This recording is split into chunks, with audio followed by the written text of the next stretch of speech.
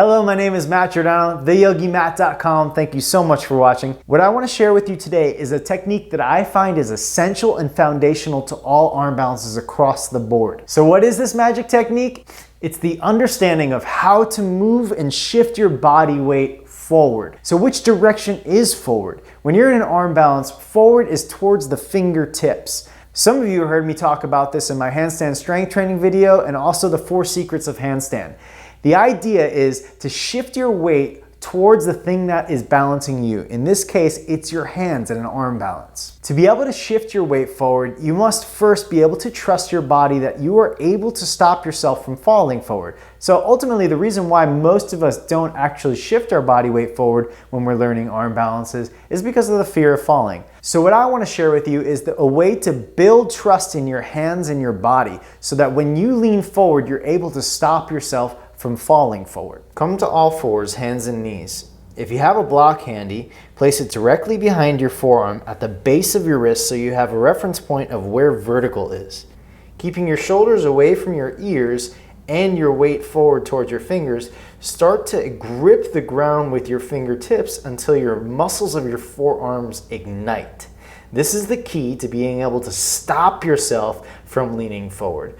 So the idea of doing an arm balance or balancing in general is leaning into something and resisting that lean. So to do an exercise with this, lean back a little towards the block and then lean forward away from the block into your finger strength, grip the ground with your hands.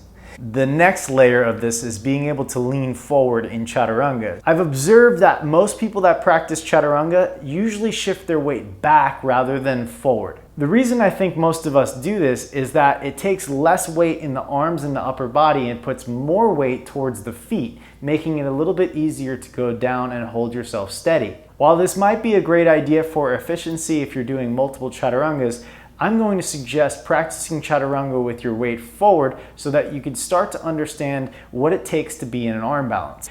Place the block right up against the base of your wrist so you have a reference point of how far forward you need to be. Then come into plank pose, and as you start to bend the elbows, instead of leaning back, lean your body forward of the elbows and pause what I call of half of a half. So instead of full chaturanga, you're only going down halfway.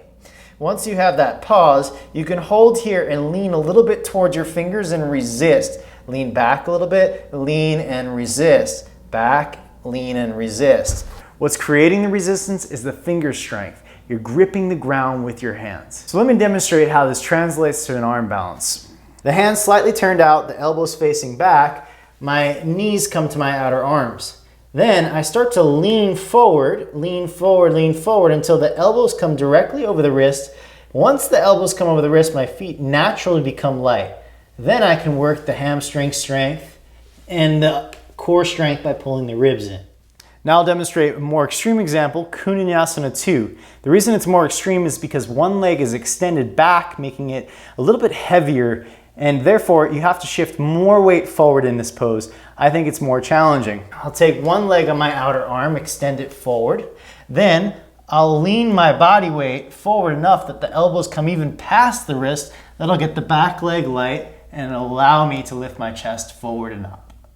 I hope this little piece of magic of leaning your body forward into the resistance of your hands helps you in your arm balance practice. Also, if you want to get stronger in your fingers and your wrist, click this button right up over here. It's going to take you to theyogimat.com/handstand.